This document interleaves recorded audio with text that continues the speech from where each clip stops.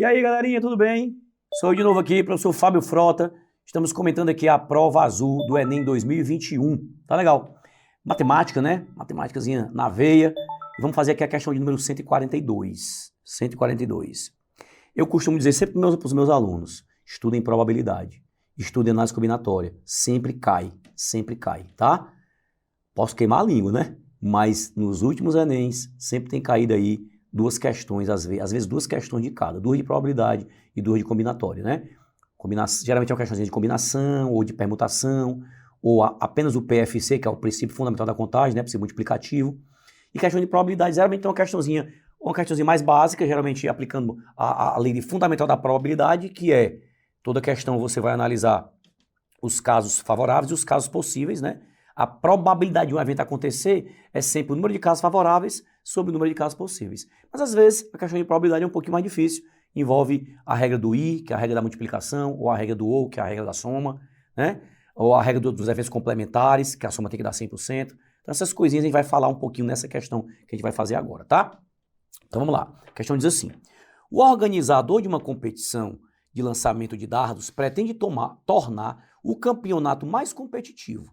Pelas regras atuais da competição, numa rodada, o jogador lança 3 dardos e pontua caso acerte pelo menos um deles. Ó. Essa palavra é palavra-chave.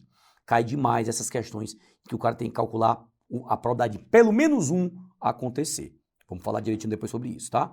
Então, eu vou jogar um dardo, vou jogar 2 dardos e vou jogar 3 dardos, tá? Se pelo menos um acertar o alvo, eu ganhei. Beleza? Não precisa acertar os 3. Basta acertar um. O que eu não posso é errar os 3, claro. Né? Tem que acertar um, ou acertar 2, ou acertar os 3. Eu não posso é errar os 3. O organizador considera que, em média, os jogadores têm em cada lançamento um meio de probabilidade de acertar o alvo. Vou escrever aqui, ó. Probabilidade de acertar o alvo.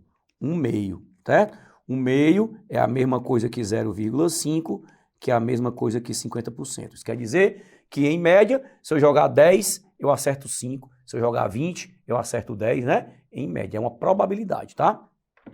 É metade de chance de acertar, metade de chance de errar. Como jogar uma moeda, da cara é 50%, da coroa é 50%.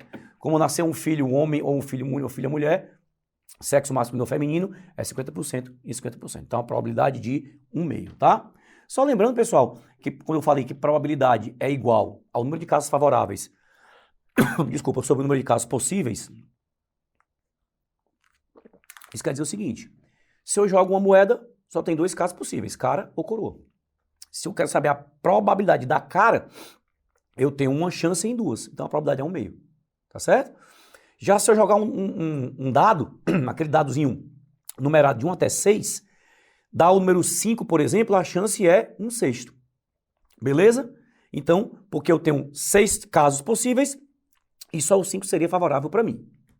Já quando um casal vai ter 2 filhos, né? Quando o casal vai ter um filho, na verdade. Então, eu vou me referir ao sexo do filho. Só pode dar 2 casos, ou masculino ou feminino. Se você quer saber qual é a probabilidade de ser masculino, então é uma chance em 2. Então, sempre a probabilidade é assim: o número de casos favoráveis sobre o número de casos possíveis. Vou colocar aqui em cima, ó.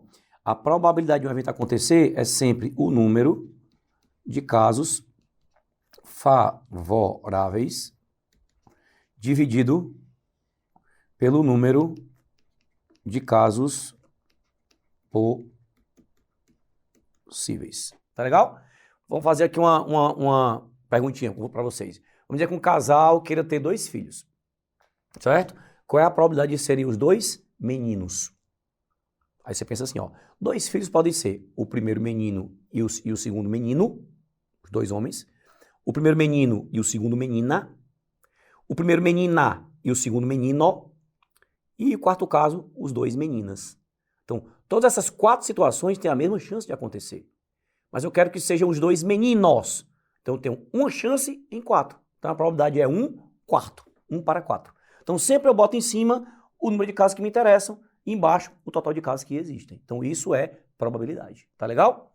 Na questão, ele já me disse que a probabilidade de jogar um dardo e acertar é 1 meio. Ora, pessoal, se a probabilidade de acertar é 1 meio, implica que a probabilidade de errar... Aí quando eu jogo um dado, ou eu acerto ou eu erro, certo? Sempre a probabilidade de acontecer um evento somado com a probabilidade de não acontecer o evento, tem sempre que dar 100%, né? 1 ou 100%. Então, se eu disser que a probabilidade de acertar é 1/2, a probabilidade de errar também vai ser 1/2, porque é o que falta para chegar em 1, né? Se fosse 1/4, a outra era 3/4, né? Se uma fosse 90%, a outra era 10, para poder dar os 100%. Mas sempre a soma tem que dar o total. Então, se a chance de acertar é 1/2, a chance de errar também é 1/2. A fim de tornar o jogo mais atrativo, planeja modificar as regras do jogo, de modo que a probabilidade de um jogador pontuar em uma rodada, ó, só um detalhe, pessoal, como é que ele pontua hoje? Ele lança 3 dardos, né? E pontua caso acerte pelo menos 1. Então hoje, né, atualmente, ele joga 1, 2, 3. Se ele acertar pelo menos 1, ele pontua. Ele quer mudar a regra do jogo. Para que regra? Ele vai jogar o dardo, mas ele quer jogar o dardo tantas vezes quantas forem necessárias para que a probabilidade de pontuar ser superior a 9 décimos. Ó.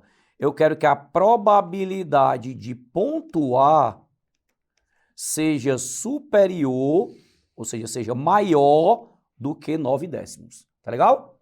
Quando é que eu pontuo? Quando é que eu pontuo? Quando eu acerto pelo menos 1. Quando eu acerto pelo menos 1, eu consigo pontuar, certo? Quando eu acerto pelo menos 1, eu pontuo. Esse lance de pelo menos 1 é muito interessante. Sempre que você tiver essa informação de pelo menos 1, você vai fazer o seguinte, ó. O que é pelo menos 1? É acertar 1, ou acertar 2, ou acertar 3, ou até acertar todos. Só não pode errar todos. Então pense assim, ó, em vez de você fazer os cálculos de todas as possibilidades que você tem para acertar 1, ou acertar 2, ou acertar 3, para depois somar tudo, dá muito trabalho. É mais fácil você pensar assim, ó. O que não pode acontecer? Não é eu errar todos. Então eu calculo a probabilidade de eu errar todos e subtraio de 100%. O que sobrar, o que não for errar todos, é porque eu acertei pelo menos 1. Em outras palavras, a probabilidade de acertar pelo menos 1 é sempre 1 menos a probabilidade de errar todos. Isso tem que ser maior do que 9 décimos, tá legal? Ó, esse 1, galera, representa o meu 100%. 100% é igual a 1, né? Então, se eu pegar o 100%, que é o total de casos, e tirar toda a probabilidade dele errar todos, o que vai sobrar é o que ele acertou pelo menos 1. Então, grava isso, ó. Se ele pedir qual é a probabilidade de acertar pelo menos 1, 1 menos a probabilidade de errar todos. Tá certo? Então, vamos lá. Professor, e qual é a probabilidade dele errar todos?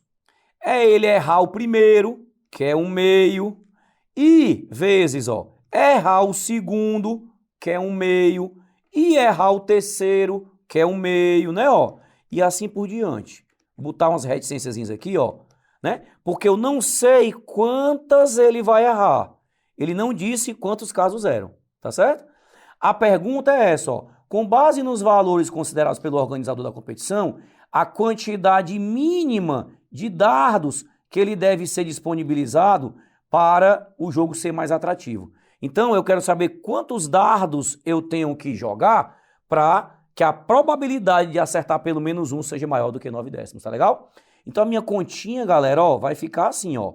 1 menos 1/2 elevado a n, né? 1/2 quer errar o primeiro, vezes 1/2 quer errar o segundo, vezes 1/2 quer errar o terceiro, né? Etc. Eu não sei quantos dados eu vou jogar, é o que ele quer saber. A quantidade mínima de dados. Então, 1 menos 1/2 elevado a n tem que ser maior do que 9 décimos, tá legal? O 1 é o 100%, menos 1/2 elevado a n é a probabilidade de ele errar n dardos que ele jogar, porque o que ele quer é a chance dele acertar pelo menos 1. Então eu vou pegar 100% menos a chance dele errar todos. Isso tem que ser maior do que 9 décimos, tá legal? Então fica essa continha aí. O que eu quero descobrir, ó, é o valor mínimo que esse n pode ter. O que eu vou fazer aqui, ó? Eu vou pegar esse 9 décimos, ó, e passar para o primeiro membro subtraindo.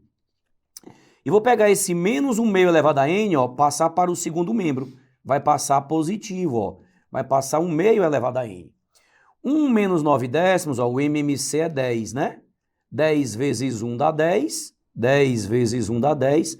Menos 9 dá 1, né? Porque esse 1 aqui, ele representa 10 sobre 10. 10 sobre 10 menos 9 sobre 10 dá 1 sobre 10. Então a minha continha ficou essa, ó. Vou até trocar de lado, ó. 1 meio elevado a n é menor do que 1 décimo. Tá legal, ó? O meio elevado a n tá do lado de lá, né? Então se eu botar para lá de cá, eu viro o sinal, ó. Menor que 1 décimo. Então vamos lá. A pergunta é, qual é a quantidade mínima de dardos, ó? Qual é o menor valor de n, né? Qual é o menor valor de n, ó? Ó, se esse n for 1, galera, 1 meio elevado a 1 dá 1 meio, ó. 1 meio não é menor do que 1 décimo, né? 1 meio é maior do que 1 décimo, ó. Se meu n for 2, ó, 1 meio elevado a 2 dá 1 quarto, ó. 1 quarto também é maior do que 1 décimo, ó. Se o meu n for 3, ó, 1 meio elevado a 3 dá 1 oitavo. Também 1 oitavo é maior do que 1 décimo. Mas se o meu n for 4, galera, ó, 1 meio elevado a 4 dá 1 sobre 16, ó. Já 1 sobre 16 é menor do que 1 sobre 10. Então, para isso aqui acontecer, ó, o meu n, né? O mínimo valor que esse n pode ser é exatamente 4, tá certo? Pois 1 meio elevado a 4 dá 1 sobre 16, que passa a ser menor do que 1 décimo, tá legal? Então, a resposta correta, a menor quantidade de dardos que eu posso ter é exatamente 4 dardos. Valeu, galera!